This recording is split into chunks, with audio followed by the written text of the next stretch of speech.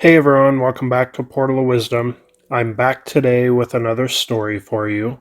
So if you are new to the channel, like and subscribe and click that little post notification bell so you get alerted when I post new videos. And now on to today's topic. Today we are going to talk about the lost Josephine mine somewhere in Utah. And I posted other stories on my channel about lost Spanish mines from the 1500s on into the 1700s, and a lot of times they stir up a lot of discussion and controversy and disbelief. So a lot of people simply don't realize that this country did not just expand to the west from the original 13 colonies. They forget that the Spanish had conquered the Aztecs in the 1500s, and they took their wealth and their land, and they spread in all directions in the name of the King of Spain, and they spread out to find more gold and silver and send back these riches to Spain. And this went on for, many, many decades or centuries. So, of course, they also wanted to convert the natives to Catholicism during this process. Now, many of the people don't think that the Spanish were in what is now the western U.S. for more than just an expedition or two. But they don't realize that there is still proof of their occupation in these parts well before the U.S. existed even as a country, so well before 1776. You're talking the late 1500s. So there are missions, the old Spanish missions up and down the Rio Grande River and in southern Arizona and also along the California coast. And many of these missions date back to the early 1600s. And the earliest one, I believe near Santa Fe, New Mexico, is dated to be built right around 1610. So, of course, they didn't build these missions when they first arrived in the area. They had to develop a need for them, and they had been in these areas since the 1500s and eventually needed or wanted their missions to convert the natives and to serve as expedition points. So they would serve kind of as a base of operations also. And some of these missions are very impressive when walking inside of them. To me, they have a European cathedral feel to them, and they're definitely European inspired.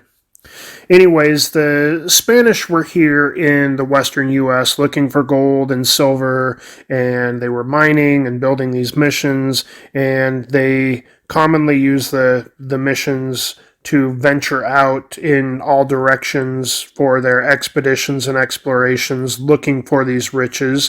And when they found them, they would start mines and continue that process. And many of these mines may be many days away from these closest missions. And I believe this is why many people don't always believe that they existed. They think that they wouldn't venture out too far from these missions. But they have to realize that originally their base of operations were around Mexico City, thousands of miles away from these well-documented Spanish missions in the western U.S. So venturing out a few hundred miles from a mission in one direction or another was not that big of a deal when you consider the great distances that the Spanish did cover looking for wealth and riches. And we're getting off topic a little bit, but you get the picture. The Spanish were here before the white men were here, and they made their way into the western U.S. and were operating mines long before many white men even had ventured into the western half of what would become the United States. Now, as long as the Spanish stayed on good terms with the natives, they were able to mine and go about their business. But that didn't always stay that way. Early on, the Spanish had safety in numbers. They had some pretty large expeditions. They had superior weapons, and they had horses, and were kind of an intimidating presence in the early stages of their explorations and their mines. Now, you may see where we're going with this and why we may have so many lost Spanish mines. If the natives eventually didn't like the Spanish being in their area and eventually gathered up a large amount of numbers and fought back and drove the Spanish from a particular area, then these mines would be left and might be lost. But they weren't always entirely lost, because part of what the Spanish had to do during their expeditions and when they found these mines or started these mines were to send all of this information back to the King of Spain.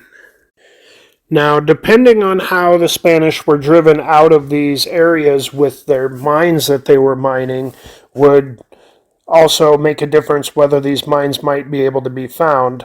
Now, all the documentation was already sent back to the King of Spain, and this included a lot of the, value that they believed the mine was worth, the locations, various other details.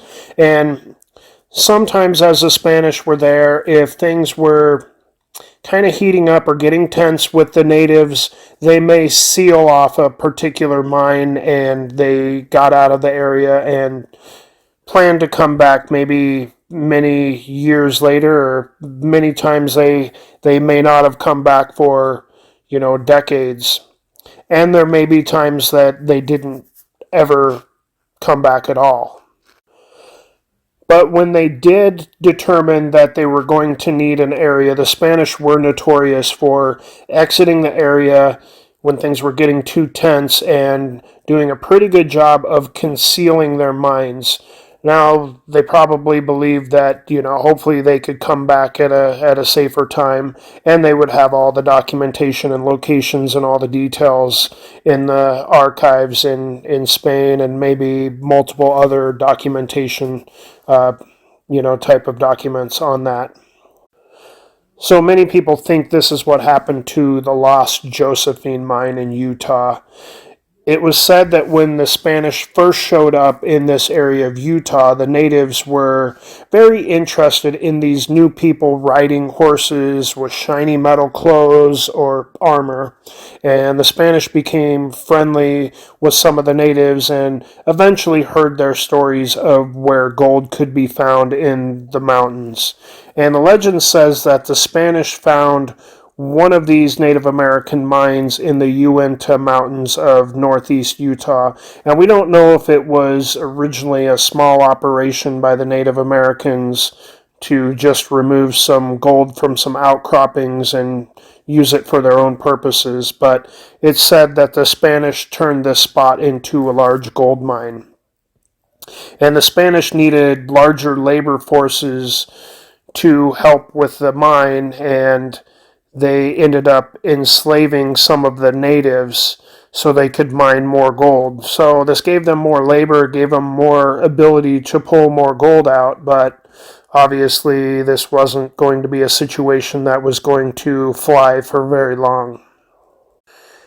And like we mentioned, the King of Spain had required or ordered all of his captains, if they discovered any rich mines, they were to well document everything, and including the estimated value and who the captains were that were running the operations and the locations and all the important details. So all this documentation went back to Spain. This documentation exists for the lost Josephine mine.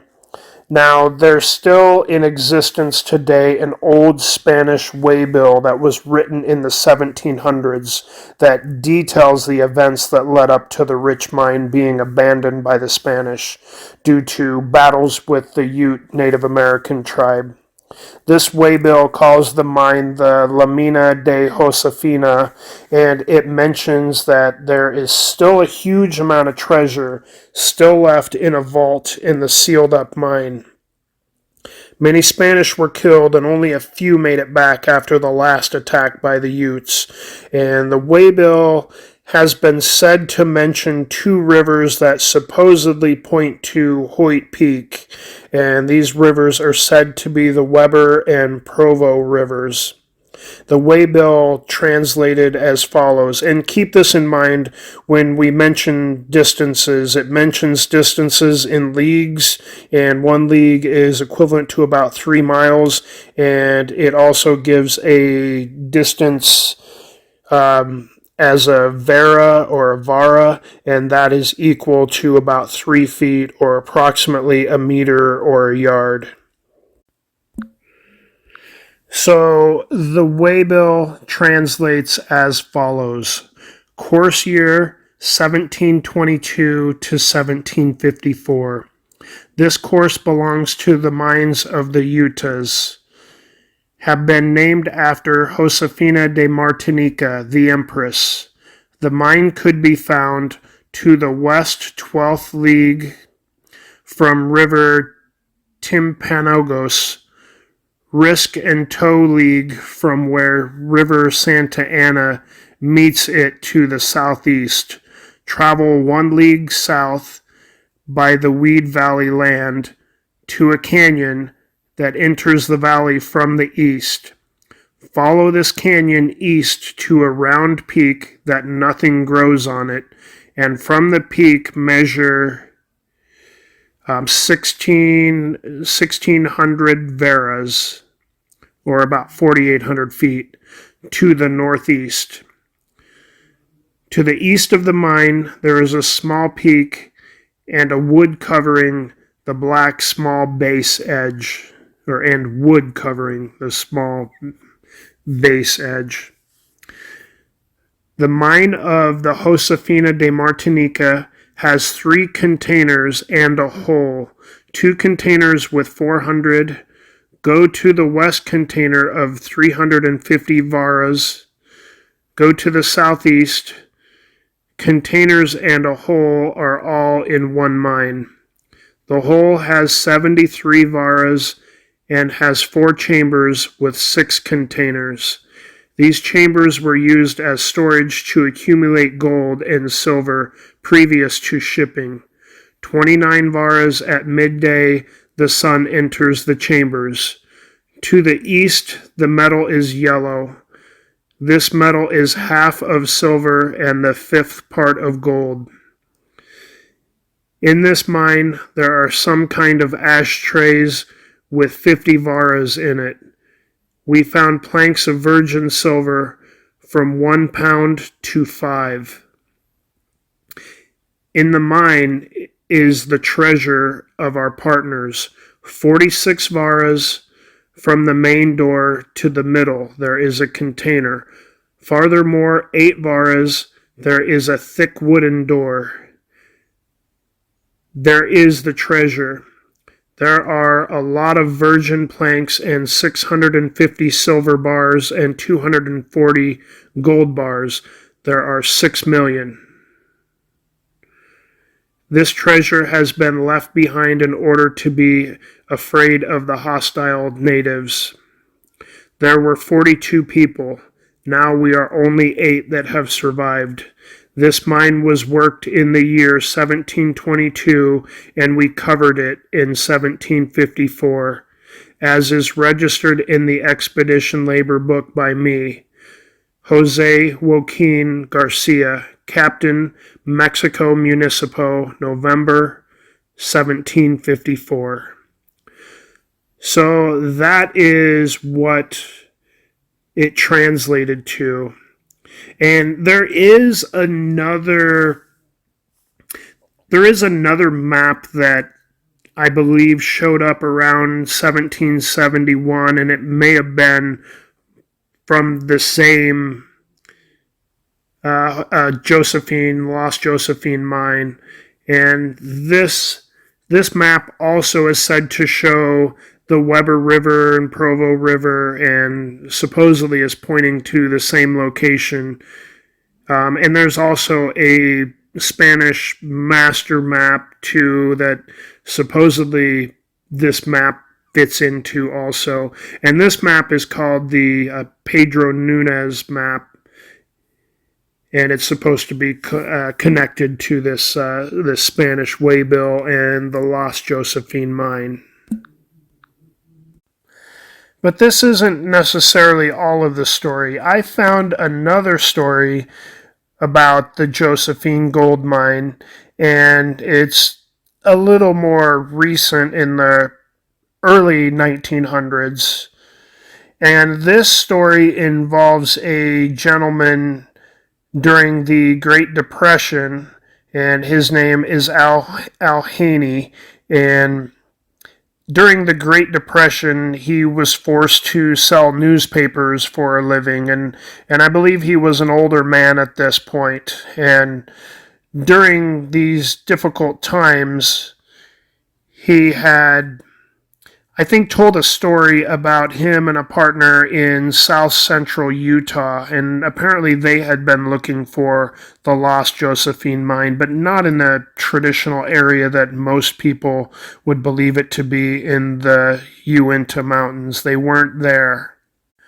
So he was in the Henry Mountains in south central Utah, and he had been there prospecting for quite a while, a little earlier in his life.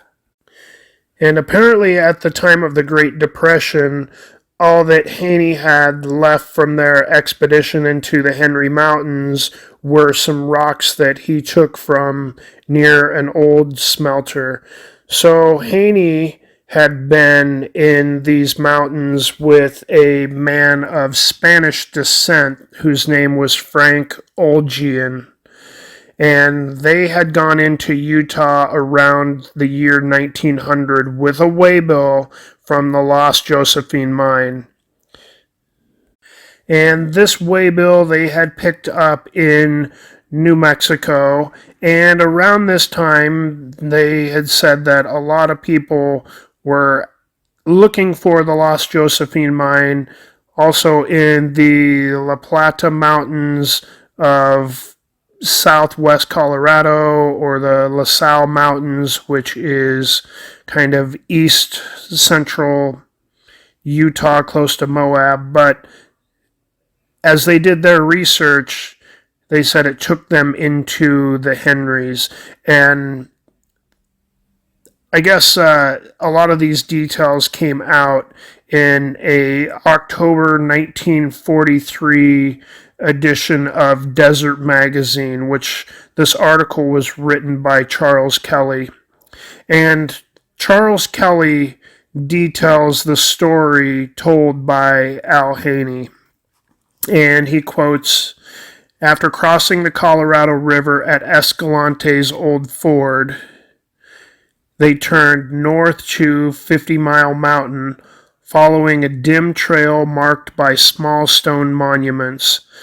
On the flat summit of the mountain, near a trail marker, they found a flat rock on which had been inscribed a large arrow. Following the direction of the arrow, they discovered a hidden cave, on the back wall of which was a lengthy inscription in Spanish, giving further directions for reaching the mine.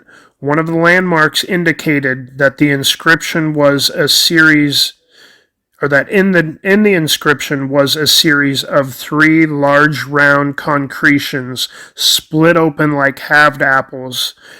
By sighting through the splits, approximate location of the mine could be seen." So that was what Charles Kelly quoted in the article.